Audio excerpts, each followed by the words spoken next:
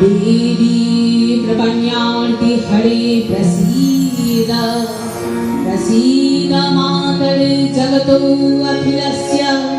प्रसीद विश्वेश्वरी पाहि विश्वं त्वमीश्वरी देवी चराचरस्य आधारभूता जगतस्त्वमेका महेश्वरूपेण यतः स्थितासि अमां सर्वस्थितया तवैततपायते कृष्णमलङ्गवीर्ये त्वन्यवैष्णवी शक्तिरनन्तवीर्या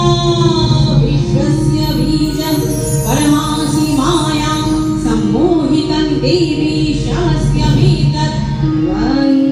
वै प्रशन्या भूमि मुक्तिहेतुः